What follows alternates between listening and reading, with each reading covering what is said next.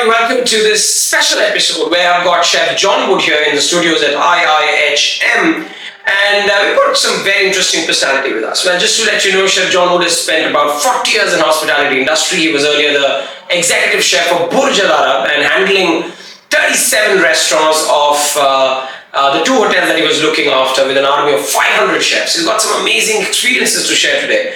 I think Chef John was born and raised in UK, spent his education across and comes up and packs up a great conversation. And I think he's going to share with us today about what it is to be in hospitality. Currently he controls and he runs a company called The Kitchen Cut, which is one of the leading SaaS companies providing technologies in the kitchen, using artificial intelligence and technology. But before we go to that and discuss with Chef as to what exactly the company does, let's hear about some interesting things. Chef, a little bit about your background and how did you reach Dubai? You was the executive chef for Burj Al Arab. So how all that happened? Yeah, so it sort of I started off really I didn't know what I wanted to do from a career point of view. My mother knew I loved cooking, so she said to me, why don't you become a chef or go into hospitality, which I did. And then just really worked with some very passionate individuals, and people said, I always wanted to travel, and they said this is the best industry to travel if you want to go and see the world, and that's what was really exciting. And I ended up going to London. They said, you've got to start in London. I was in Bristol, which is my hometown, and I started with the Savoy in London, so it was a good start. Nice hotel to start at. And then did my travelling, and then went off to work in Germany, worked in France, worked in Hong Kong, worked in South Africa, and then came back to the UK and worked at the Dorchester Hotel, another fantastic hotel. And then I was very much hotel based, and I wanted to try the restaurant world. I thought, it can't be just a one-track pony. And so I teamed up with a business partner of mine, and we opened one restaurant, and then we opened another 10 after that, and started to work really successfully. We were the largest Michelin star restaurant in Europe at the time. We were doing 250 covers at night, which is unheard of for that type of cuisine. And then we sold the business, and then I ended up in Dubai, the Burj Al Arab, as you mentioned. And I was 5 years there, and the last 2 years I looked after the Jumeirah Beach Hotel, and run both operations, which was huge. Like you said, it's massive business. Yeah, so what's this golf cart business? I mean, golf cart. Have you ever heard that chefs have to go from one kitchen to the other in a golf cart? What was that? It's just the size of the operations. They were just massive. And because we were so spread out across the resorts, and particularly with the two hotels, it was connected by the bridge, for those of you who have seen the Burj Al Arab. So, if you walk everywhere, you're gonna kill yourself, in walking around. So, I had golf carts. So we traveled around in golf carts through the kitchens and through the back of house areas. And it was the quickest way to get around and see the operations. And I'd like to go to every one of those 37 outlets twice a day. So you've got that's a big part of your day already, and we were working I was working 17, 18 hours a day, but I loved it. It's really... So what was it behind the scenes, I'm sure 37 outlets, there's back-to-back events happening, and I'm sure there are VIP events happening. How do you handle all that? I think you've got to have good people around you. Yeah, that's the question of it. So you've got to have great executive chefs, great head chefs, and surrounding yourself. I've always been a big fan of that. Some people don't like to have people better or as good as them in business. I always try to attract as many good people as possible, and then everybody benefits from that. I had great chefs that had worked with me previously, and new ones that I brought in, and it makes life easier, and then we all connect as one unit, and that's the way to do it. There's only one way to run. So what was this 45-minute 4-course serving? I mean, can you beat it? A 4-course menu, finishing from start to finish, in only 45 minutes. He did it in 43. Okay, what was that? That was a top VIP that we had, and the client wanted us to. It was 100 people, and it was a 4-course dinner for us to serve. And they said they wanted to be a whole lot finished in 45 minutes. And I said, just serving it is not really possible in that time, the type of cuisine we were doing, and it was very elaborate. So the only way I thought to do this was actually to take 200 waiting staff, and then when somebody finishes, you put the first dish down, and when they finish, you take it away and put the next dish down. So it had to be that sort of speed behind it. So you had to have 2 people for every person that was there. And then I took 60 chefs with me because we had to be ready with the next course when that course is done. So the speed of that behind it. So yeah, we took about 320 people to do a functional 100 people, which is crazy. But we did it in 43 minutes. So we did it. Done. That's a challenge for all you guys, all right? So all these chefs who are watching me here and watching Chef John Wood, he's done a 4-course menu to a very, very high-profile event in 43 minutes, 4-course. Challenge. I've taken it up with most students. Let me see what I can do. Yeah. Let me know. Yeah. Yeah. So what was this desert business? You know, you were driven into nowhere. You know. Yeah. And you were asked to come, and then in this desert, you were asked, okay, we're doing a wedding here. Yeah. What was that? It was. We used to get a lot of weddings. You know, nobody plans events in advance in Dubai, and you would get a call in the afternoon for 1,000 wedding tomorrow. Yeah. And that was kind of common practice. You know, so you had to be prepared for that. But this particular one, we went out and we drove into the desert, and we were probably, I don't know, half an hour, 45 minutes. I said, where are we going? You know, this road goes to nowhere. You know, not for another 100 miles. And then we all pulled off into the desert, and everybody got out, and I didn't know. I found somebody in charge, and I said, what's going on? And they said, oh, we're doing a function. I said, what, here? There's nothing there, nothing, no power, no water, nothing. And they said, yeah. And I said, okay, so what is it? And they said, oh, it's a special VIP wedding that we're doing here. And I said, how many people? They said, 5,000 people. I said, okay. When do you want this? And they said, 8 days. Yeah, so at least we had 8 days, not 1 day. Not 1 day. 8 days. Yeah, so then we had to make it happen. So, you know, the great thing about Jamaica International, fantastic brand, fantastic company, and we all pulled together, all the executive chefs pulled together, and I didn't sleep very much for 8 days, but we made it happen. And we served, we took about 1,000 people with chefs and service staff as well. Huge meze tables and baby camels we cooked, and baby lambs, and all sorts of things for this event. So it was massive event, but we did it, and we managed it, and we did it all in 8 days. So behind the scenes, what is it like? 37 restaurants, you need to indent, and there's these ingredients that you bring in from all parts of the world. Yeah. How does that chain works? I think obviously Dubai doesn't produce a lot, or it didn't produce a lot itself, so most of it was imported. They're doing a bit more hydroponics and doing things nowadays, but we used to import everything, as part of that. So we would buy, from Australia, Southeast Asia. I bought a lot from the UK. I bought a lot of UK suppliers over because I know and trusted them. So we bought all our caviar. We were going through about 60 kilos of caviar a month, 70 kilos of caviar. For the entire group? Yeah. So we went through a lot of caviar. And we used to, I remember one incident, we needed to do a function for sea bass for 2,500 people. And I wanted a centre cut sea bass, so it was a very specific cut that we needed for this event. And I had to get it from the UK. And I remember a fish guy told me many years later, he says, because I bought it from him, he says, you emptied out the UK of that particular sea bass. Yeah, we used everything that was in the UK to get it.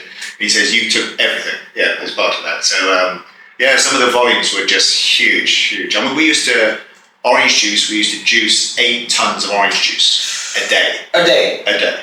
Yeah. 8 tons? 8 tons of oranges into juice a day.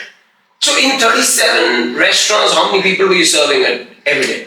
With the banqueting, because we had big banqueting, 1,200 ballroom and 1,500 ballrooms. So you could do anything from sort of 7 to 10,000 people a day. With an army of 7,000. With 500 chefs, yeah. With 500 chefs. So one of our restaurants, breakfast restaurant in the Jumeirah Beach Hotel, you do 1,500 breakfasts every day. 7 days a week. How do you brief all those 500 people? Yeah. Normally in the kitchens we do this small huddle with our team, right? Yeah. How do you do that? I mean, it's the key. Yeah, a lot of our chefs actually came from India, which was really good. We always recruited from India, Sri Lanka as well. But most of our chefs came from India, and which is brilliant. Hardworking, dedicated, committed, highly skilled. As part of that. So finding the right people is really important. And having proper training plans in place as well, and motivating them and keeping them inspired and keeping them happy was a really key part of what we did. So it was that's the most important thing is getting your head around something. A lot of people think, how do you run that many outlets or that many times? But it's just a multiple, whether it's 37 or 50 or 150, it's just a number. It's a numbers game where you get the right people in place and you organise it. And it's visiting 37 restaurants, lunch and dinner. There's a lot of things to go through and check. But you need, good people around you. And driving a golf cart. Yes, and a golf cart. You need a golf cart. And there's a road in the building. Yeah, so you can drive inside the buildings. Yeah, so in the back of house corridors, you can drive around them. One corridor, one lane to go and one lane to come. Yeah. So the proper system. Yeah. With red lights as well. No. All right. No. So, what is the craziest thing you've done for a guest in Burj? I mean, probably those two, that event we just talked about was one. We used to do huge wedding events, and there was one particular event. We were talking to this potential bride, that wanted to have a wedding, and she says, "Oh, I want 25 ice carvings, and have these, big display of ice carvings." And I said, "Only 25." Jokingly, she goes, "You think we should have more?" I said, "Why not? Yeah, have more." And she goes, "What's a sensible number?" I said, "Maybe 100. So we did 100 ice carvings. I did this full display of, a whole sort of scene of ice carvings, massive.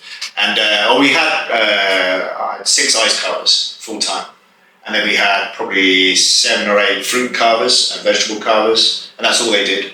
And then the juicing team to do the juices. 8 tons. 8 tons of orange juice. And we did what I was really, I thought, particularly with the Burj, if you want to drink an orange juice or any juice, we did about 7 or 8 different types of juices that you could have fresh. I always said, if you're going to pay whatever it was, $15, $20 at the time for an orange juice, then it should be fresh within the last half hour. So we used to have no juice inside the hotel will be older than 30 minutes.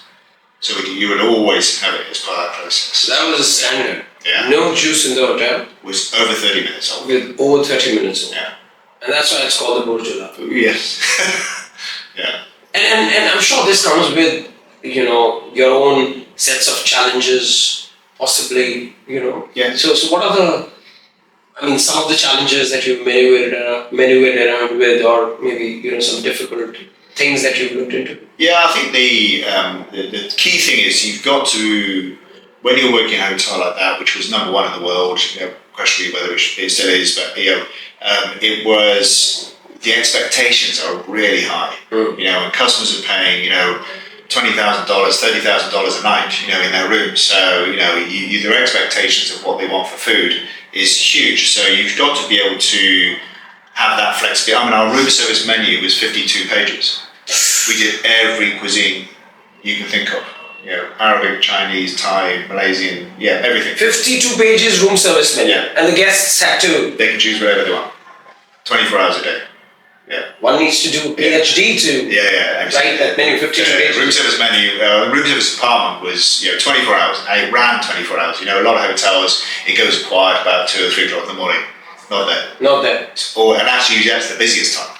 2 or 3 o'clock in the morning. So it's a really just a constant, and just keeping, things. And I used to do that, and I did it all through my career. Is so if you're going to have afternoon tea, I used to say to my chefs, I said, so if we're going to do afternoon tea at the Burj, then it can't be just afternoon tea. So whatever you think about straight away, we're not doing that. We've got to do something that blows people away. And we've got to exceed expectations all the time. So we were constantly, recreating and rethinking what we were doing for breakfast, everything, even just simple things. How are we going to make this better? And we're always challenging ourselves, as part of that. And I think there's an element you have to do that anyhow in hospitality. You always, ask the question, is this the best I can do? And if the answer is no, then do better. Yeah. So that's about just pushing yourself and challenging that side of it. And it's my chefs used to like it. I remember once we had a sous chef and head chefs meeting, and I said, right, before we start, we're going to do one thing. And I took them across the bridge of the Burj, and I turned them all around, and I made them look at the hotel. I still get reminded about this. And I said, look at where you're working. Yeah. We all need to raise our game. We all need to be 120%, 24 hours a day, 365 days a year. This is where we're working. And then we walked back in and we did our meeting. That was one of my first meetings I had with them. Yeah. And they all remember it. And when you get a team behind you, you're unstoppable. Absolutely. You can do anything. Oh, yes. Yeah. That was the beauty of it. No, so what was any difficult moment you had to handle? Maybe a complaint with kind of clientele that you handle there? Yeah, I mean, the clientele is, it's about dealing with, you would get complaints, people that didn't like something. And it was always a case of, I'm a great believer in, you've got to deal with complaints quickly, make them feel great, be apologetic, and, make sure you can change and turn that around as quick as possible. And you should apply this anyhow to any business, as part of that. If you are unsatisfied customers, you need to do something really quickly to change that. And we had the power to do whatever we wanted, as part of that. And I empowered all my chefs and all the managers that were there is do what it takes to make this brilliant. Yeah, we don't care what it costs. Do what it takes to make it brilliant again, and that customer mustn't leave the restaurant unhappy. Yeah, they may have had a bad experience, but you've got to turn it around before they leave that restaurant. And they had the decision-making powers to do what it takes, whatever the cost. Yeah, it doesn't matter. That's interesting. Yeah. And what is it like handling a team of 500 people, the army of 500 people? It's probably the most difficult thing is remembering everybody's name. Yeah, I'm sure. You've got to. The key people you remember. There's some of the junior teams you don't always remember. Managing that, but it's about inspiring them. I shook everybody's hand every day. Everybody. 500 people. 500 people every day. It was a key part of what I came. And no sanitizer. Yeah, sanitizer. But and that was important too. And what I used to do is find, I had 2 PAs, and I would say, right, I need to know if something's happened. So if my butcher's had a baby boy, I want to know when it was, what his name was, so I can go and speak to him about it. Yeah. So it's really important to feel that you care about them as individuals, and they're not just a number. And making them feel important, and I think that was one of the successes of what we had there. And people do say it was one of the best times, where the hotel was running at that time. It's because we cared, and I made sure my head chefs cared and everybody cared, and I didn't want anybody, customer or staff, ever to be unhappy. And if they are, we want to know about it so we can fix it. Craziest money power you've seen there? Money power.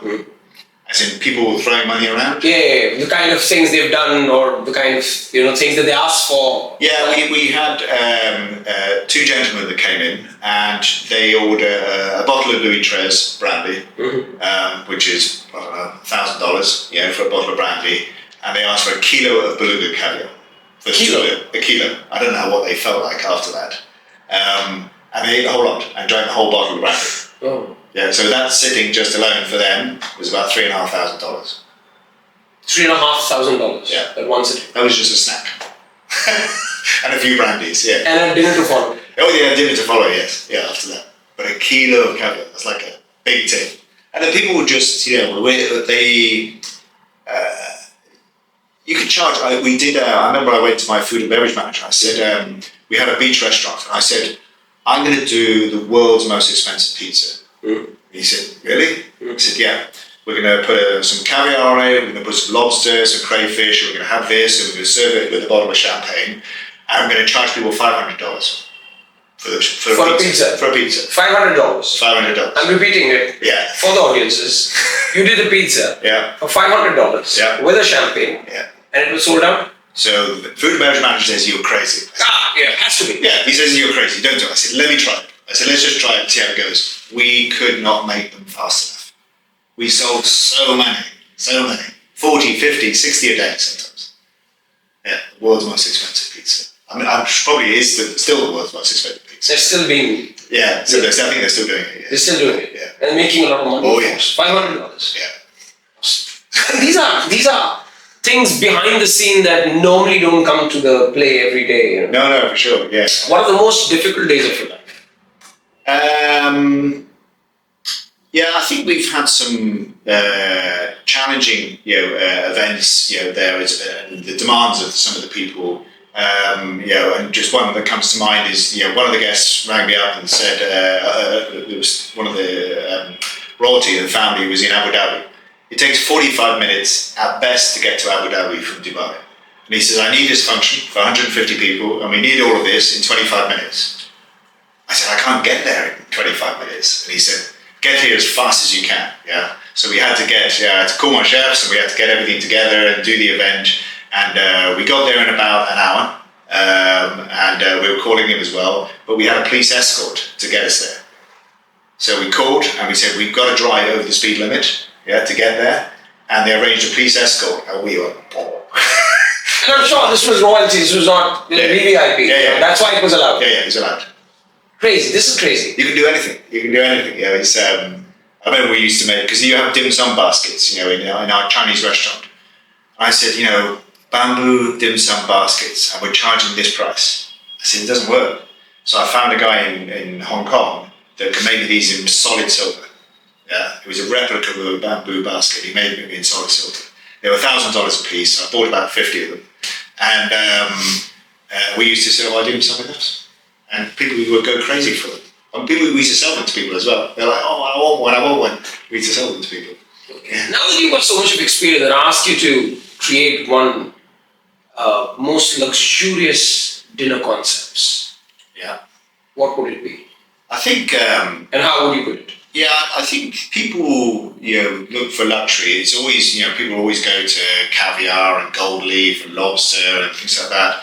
And those are the most expensive part of it, but one of the most, the fun restaurants I really enjoy doing. We had a lot of fine dining restaurants, the fine dining seafood restaurant. We had a simulated submarine drive. So you went down, it felt like you were in a submarine. It had a captain, but it was a lift. Yeah, but it made you feel like you were going down, and he was telling you how deep you were going. And then you go into the seafood restaurant, and there was this massive water tank in the middle of it, and you ate around the outside of it. And we had special crockery made for that restaurant. We would design our own crockery, and it would be built for us, so nobody else would have it. So you couldn't buy our crockery anywhere. This is for Burj and... For Burj, just for the Burj, yeah. So this restaurant got voted 13th best restaurant in the world and number 1 in Middle East and Asia. Wow. Yeah. So you had to, and we were charging, so if you wanted to come and eat, it was $450. Okay, so with the experience that you have, if I ask you to, I'm the king. Yeah. And I'm asking you, design me one of the most luxurious, opulent dinners that I want to host for my guests. I'm the king. Yeah. I'm the chef. Yeah. Chef Abdullah. Just that I'm not the chef. But for the story, I'm the chef. Yeah. And you're the executive chef. I'm asking you, do this for me. Yeah, I would, the time of the year, I would look at, so if you're going to do Alba truffles, so white truffles, have a season in Italy when you can get them. So if it's in the right season, I would choose things like that. So it depends on the season. But it will be mostly, built around a lot of the luxury products like caviar and lobster and langoustines and truffles, and all these products I love. And I know they're very indulgent and they're very expensive, but we build a menu around that. And, for me, it's not about feeding volume, it's about feeding quality. And, when you have things like Alba truffles and risotto and, in a very simple format, it is... there's nothing quite like it. When you taste this, black truffles are very nice, but white truffles are on a different level altogether. So it's, I think I'd use products like that. And but it's all for me, food is very personal. So whenever we didn't have really banqueting menus, when we did it at the Burj, we just made everything very personal. What do you like? What do you want to do? We can do anything. Tell us what you want, what cuisine you like. What are the things that make you, for your wedding that you want to do? And we will do anything because we've got every type of chef you can name, from every different country, so we can do whatever you like. So you make that bespoke experience every single time, and that's, I think, is how it changes from just being a banqueting function to something different. Yeah. This time 42 minutes. Wow, I tried to yeah, Charlie, you did that. Yeah, good. Yeah. So tell us about this kitchen cut that you have. Yeah, so all of the years I worked in hospitality and I've consulted with lots of people. There was always people really struggled to manage, the costs and the allergens and nutrition, and now we do CO2 emissions as well. And managing all that is a real drain on the chef, and they don't really enjoy doing that and doing that work. They like to cook. So and I've worked with a lot of systems over the years, and I decided that they weren't very easy. And chefs, we don't get up in the morning and think, I'm going to spend some time in the office. That's not what gets us excited. So I'm going to create something that chefs love, and they enjoy using, and they can use it quickly, get a result. They type a recipe, and they have allergens, nutrition, costings, CO2 emissions, everything done automatically. So, and then they can do their ordering and stock really quickly and easy, and they can concentrate on looking after their customers and their chefs and spending the time which they're good at doing the stuff you're good at. So that's what we do, is we take all the headache away by using technology and a certain amount of AI as well. And we're developing the system all the time and speaking with chefs and saying, what do you want? What else do you need? How can we make your life easier? And that's all we're trying to do. So they can order, they can stock take, they can write recipes, they can have it all on their phone, their devices and everything available to them. And they can manage their business on their device. So they can be wandering around their 47 or 37 restaurants in their golf buggy, and they can see everything here on their phone. So it's just making life easier for chefs, because it's a tough job. So this software, the moment you put the recipe in, it gets you everything, the nutritional value, the CO2 emissions, and automatic. And the costing. Yeah, and the costings. So for example, you work across the world with this software. Yeah. The prices are different, right? So how do you take care of it? We get the data straight from the vendors and the suppliers. So it pulls in automatically, they update it, and everything gets recosted. So they'll re-update that once a week, or however frequently they want to update their prices. And we pull that data in, and it recosts everything. And then it says to you, your club sandwich is not making your margins. Yeah. So it tells you, and it sends a flag to you and a warning that you need to have a look at this dish because you bring it back in. And lots of chefs are incentivized, and they have bonuses around making GPs and making their margins, and it's a really important part of being a chef. But lots of people don't know how to do it, and it's very manual. Calculating. We just automate all of that for you. So when there's a problem with one of your dishes, we tell you. So how do you work across geographies? Because let's say you're in UK and there's a buyer here in India, or for that matter in Japan. So how do you? So we contact the hotel comes to us and or a restaurant. They say we want the system. It's like, fine, give us your suppliers. Tell us who they are. We contact the suppliers. We get everything from them and put it inside the system, and nutrition and the CO2 emissions we do with a partner of ours that map that out. And where there's no nutrition from the supplier, we have a system that can pull that nutrition in and read the data and tell you what your nutrition is. And and then you just write recipes. That's all you do. You just, as any chef should do, you write a recipe for whatever you're doing, and it does it all automatically. Fabulous. So, how many other countries or how many different nationalities you work with? So we're in 46 countries. Already? Kitchen card? Yeah. The software? Yeah. And we work with big companies like Hilton and Radisson are our two biggest groups. There's a company called Brewdog that do very funky sort of artisan beers. And Brewdog are here in India now as well, and they're just opened in Las Vegas. And Germany and France we're just opening, and Australia we're opening for them as well. So it doesn't matter where you are, the principles still stay the same. The suppliers give you a price, you make your recipes, and it does it all for you. So it creates all those things. So it's a really clever piece of technology. And we look at waste. I'm obsessed with food waste. So you can track and record your wastage and monitor that. And you can have your stock. So in our stock inventory management system, you take your stock, and then when you sell something from your POS, when you press that button, it depletes the stock for you. So you're reducing your stock all the time, and then you buy and it inflates your stock, and then you sell and it depletes your stock. So you've got live stock holding. So you can do a sense check against that as well. Whether it's food or drink and whatever it is, and you said I should have 5 bottles of red wine, and the system says 3, and there's only 2 there or whatever, you've got a problem. And then it orders, or possibly somebody's there. It gives you suggested ordering, tells you need to order this. You're running low on stock. You can set par levels, so you say, I don't want to be less than 20 bottles of this wine. As soon as it gets to 19, it waves a flag at you and say you need to order. Interesting. Yeah. So you also talk about the use of technology. Apart from this, you're quite a technologically sound person, and technology is something that you take that as very important. Yeah. So what is it that you feel in restaurants today or kitchens today, chefs really need to take care on as far as tech is concerned? I think there's been a lot of technology advancement front of house. Mm-hmm. With you can get into your room with your mobile, and you can order your items from room service on a tablet. There's lots of technology that was moving through front of house and the creativity of that. And really with kitchens, there's equipment that have been, there's rational ovens and Packojets and Thermomixes, a lot of technology around, doing that. So really from a chef point of view, there's been little put in, recently there hasn't been any sort of game changing, but we're looking at, ways that AI can actually start to understand your sales analysis and your customer demographics, and understanding, what you need to put on your menus as part of that process. So when you start to understand your sales and what people are buying more or less of, and how that fits against everything else, and you go into menu engineering, which I know they train menu engineering at your colleges as well.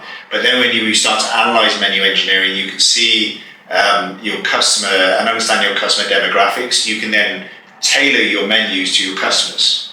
And a lot of people, say to us, that we speak to, and I consult with a lot of businesses, and I go into them and they say, what do you want? And they said, we want to be busy. I said, okay, everyone wants to be busy. Mm-hmm. What do you want to be busy with, and who do you want to be busy with? Because actually you need to tailor what you do from a menu point of view to suit the people you want to attract to your restaurant. It's not just a case of writing a menu anymore, and hopefully they will come, because they may not. So you've got to think about who your demographics are that you want to get, and then think about how you tailor your menu to get those demographics interested in you. And that's a whole different science altogether. Stunning. Ladies and gentlemen, you're watching Chef John Wood, direct in conversation about his life and 40 years of experience. Well, my conversation is going to continue for sure, but that's the time that we have in this episode. And I think thank you so very much, Chef John, for sharing all this information. I'm sure this intrigued you. If you really want to have more and know more about him, you need to write to him. As far as Kitchen Cut is concerned, you can give your email ID or something? Yeah, it's john.wood@kitchencut.com. john.wood@kitchencut.com. Now that's the one that you need to email in case you want some more information. Thankfully, I'm with him for the next 4 days, and I'm sure I'm going to find out more that he's just shared. So thank you, Chef John Wood, for having with us in our studios at IIHM. And I'm sure before we go, just one small message for our IIHM students that you've been seeing, and like to. Thank you. So big message for me is I've been coming here for 8 years now, and this is without doubt, and I've seen a lot of colleges around the world and universities that do hospitality. This is without doubt the best in the world. It is absolutely unique, and the passion behind the people behind this business is phenomenal. And that's why I keep coming back every single year to be involved with YCO and be involved with IIHM, because there is nothing like this anywhere in the world. IIHM. For a great hospitality career, call 9310 50,000.